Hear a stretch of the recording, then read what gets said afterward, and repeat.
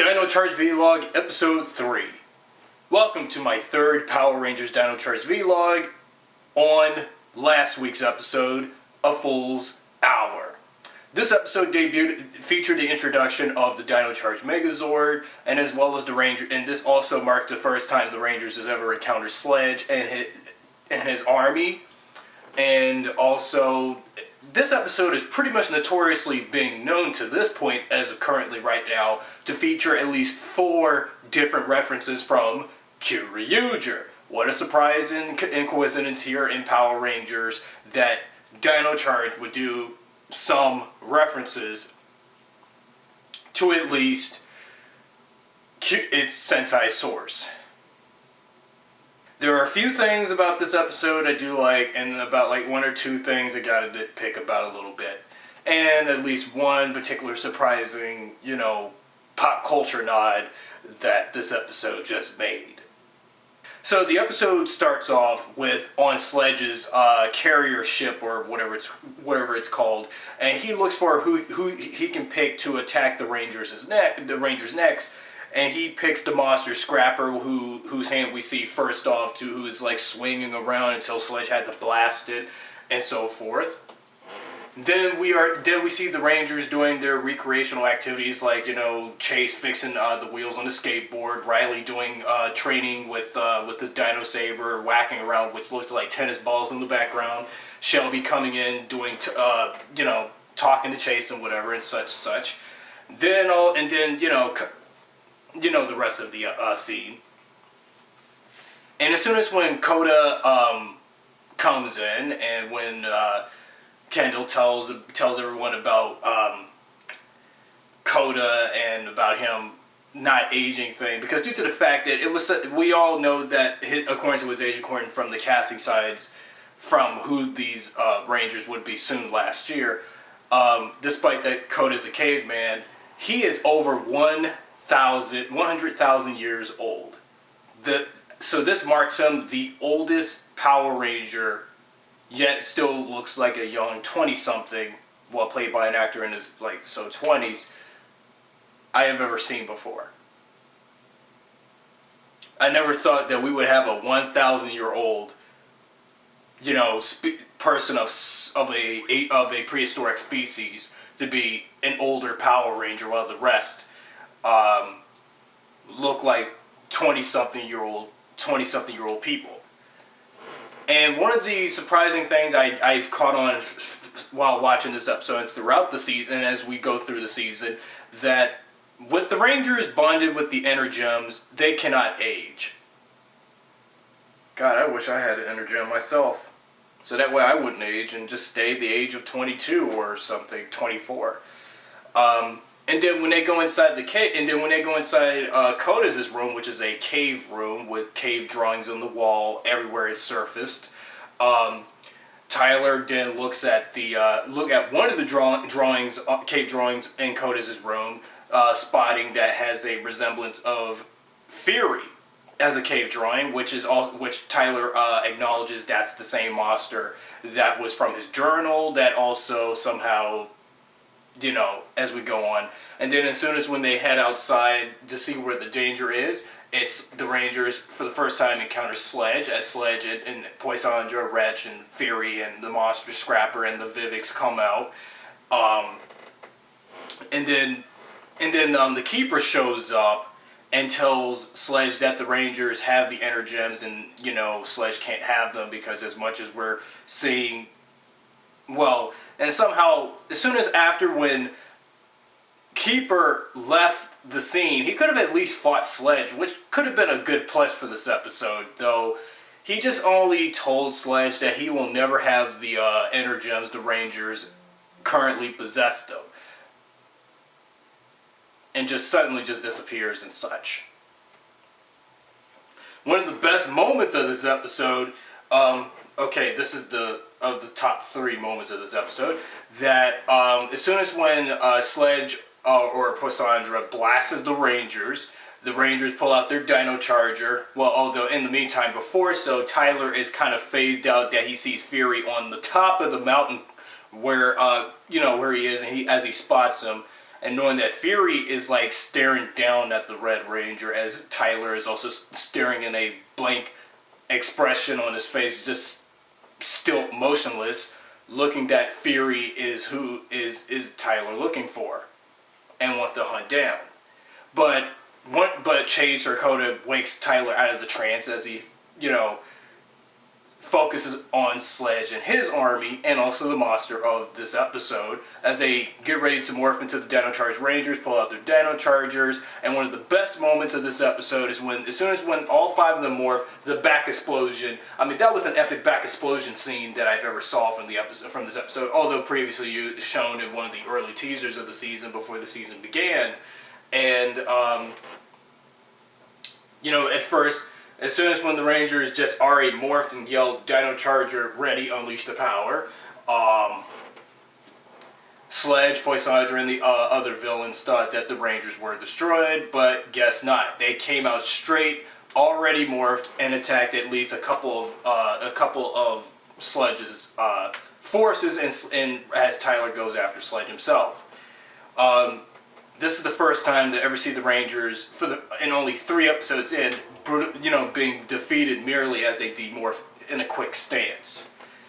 As soon as when Sledge and his army retreat, I felt what was one of the funny things from the same scene was before Sledge and them were about to retreat, was there was this, if you did not catch on to this moment, there was a line that Sledge made that was a reference to the Lethal Weapon movies, which, have you ever seen the movie Lethal Weapon or its sequels? And when you hear Danny Glover say, "I'm getting too old for this shit," Power Rangers is a kid show, you don't use profanity, but I can just imagine Sledge saying the S word incidentally for no purpose. And when Sledge was bending down and trying to, trying to get out of the battlefield, he says, "I'm getting too old for this." And I said, didn't Sledge just make a reference to Danny Glover from Lethal Weapon? That's what I thought. And, as soon as when he said that, I cracked up. Real hard. A little bit. As soon as when Sledge and his crew left, the Rangers go out to go back to the base. Before you know it, Tyler wanted to go after Fury for himself, but unfortunately Chase decided to cut him back from not going out on his own. They got to work together as a team. Tyler just abides it. As he goes out on his own, the other 4 Rangers go back to the Dino command chamber, where the museum is. And then while Tyler goes out on his own to spot Fury, as he just does his little sneak around before he gets spotted by Fury, Fury and Sledge have their little interaction with each other about getting the Energems and all that, and then also sending his monster to the rest. And Tyler, and from the look on Tyler's face, he looks very wary about the fact that Sledge wants to. Okay, I'm messing up here. Where Tyler tries to use his Dinocom to communicate with Kendall. I want to know, how did the screen to his Dinocom have cracks on it? Did it break during the fight with Sledge and his crew or something, or they just had a broken spare prop of the Dinocom for him to use? Not quite sure. Also, I want to know, where did the Dinocoms come from?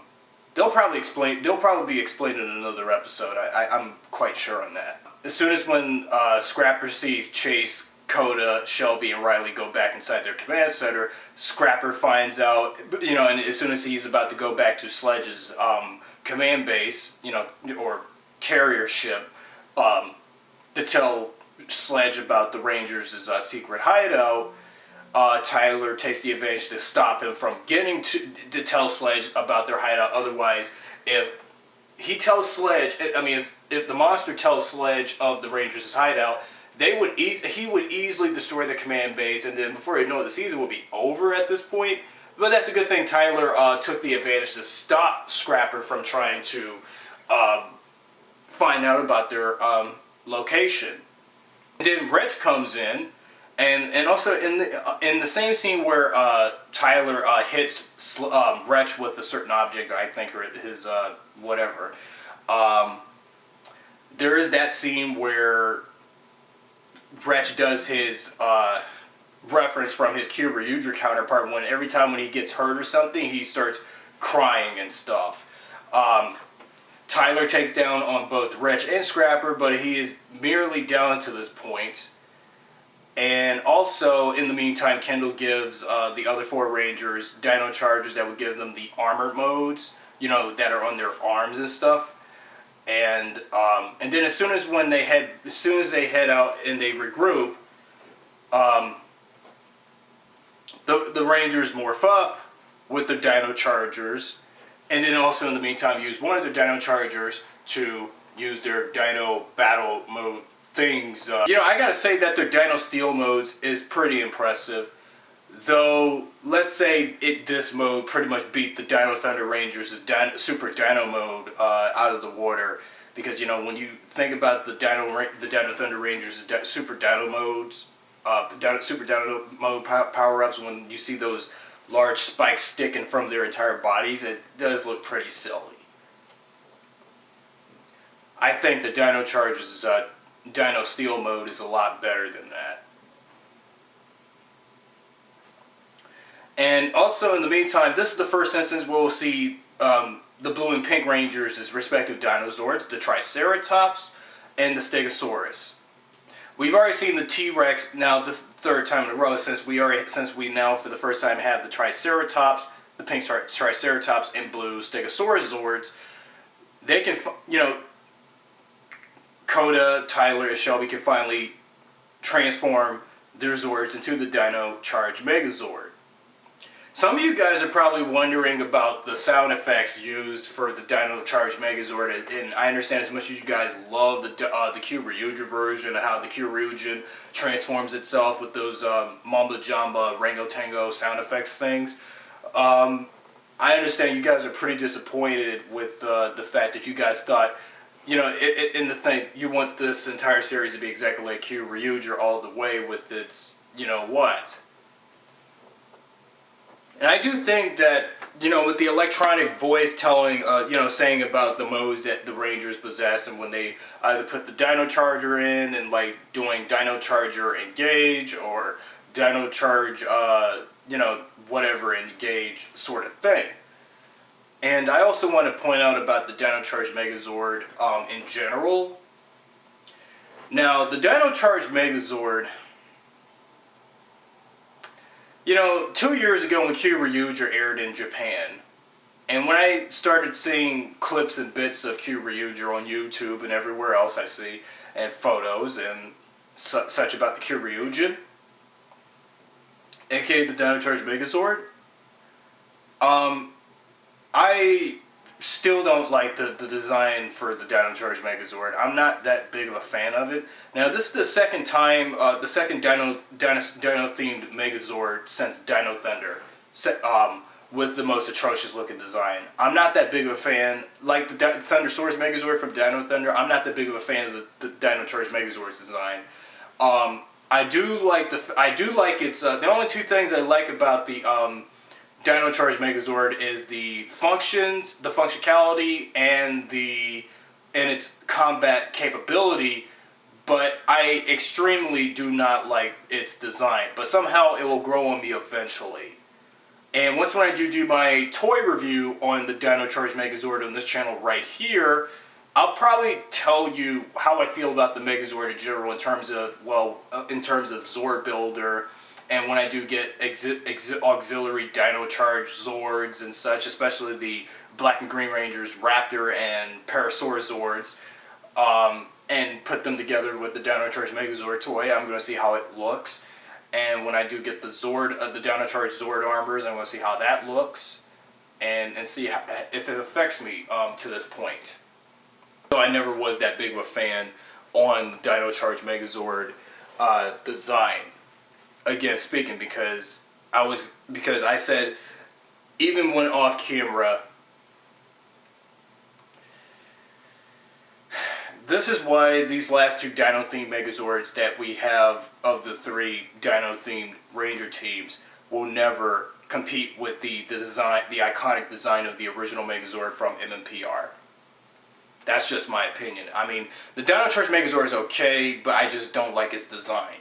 That's all. Anyway, the Dino Charge Megazord, and also for the first time, although even for the first time since Power Ranger Samurai, the Dino Charge for its Megazord in its cockpit footage includes all American cockpit Zord footage. So that means and as soon as when I first saw that, I was like, does this look like the Kyryuger stock footage of the Zord, a cockpit stock footage of the Zords, or this is all American?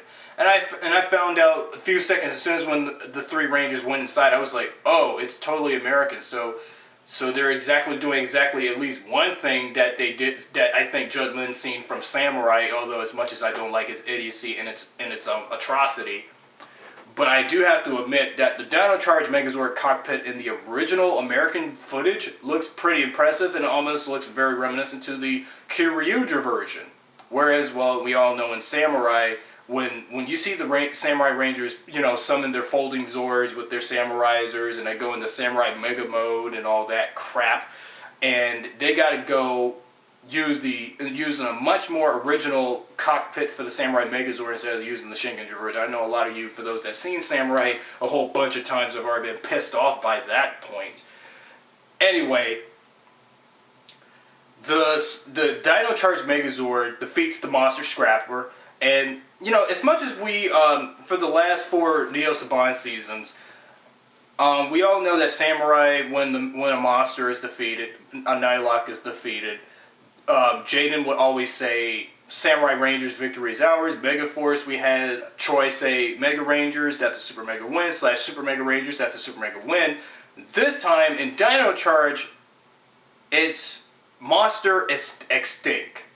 Okay, so that's something for, you know, I understand Neo Saban wants to be a little uppity a bit with, you know, Megazord battles, and that's something that I think I need to get used to here in Dino Charge. I mean, I liked the way how they did the ADR work when they dubbed the footage from the respective Zords of the respective footages from Mega Force, Super Mega Force, and somewhat with Samurai. But I think Dino Charge's Megazord, when the monster is defeated, I gotta get used to how the Ranger, actually the Red Ranger always says that more often than any other Ranger in the team when they're on a Megazord. The episode ends with the Rangers at the Dino cafe thing while they were cooking burgers, and then we see Koda, you know, humming, you know, another Kyryuger reference, Koda humming the Kyryuger theme, which also Yoshi Sadaro admitted it on his Twitter when they were filming that moment, and when he was and when Tyler flipped the burger, he eats the Koda catches the burger, well, when it's not really put together as a sandwich, and spits it out on Chase, Shelby, and Riley, which I felt was pretty gross. Overall, this was yet again a great episode.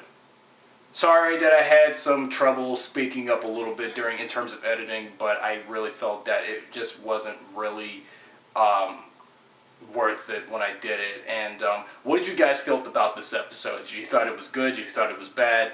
Let me know what you guys think, and I'm all for now.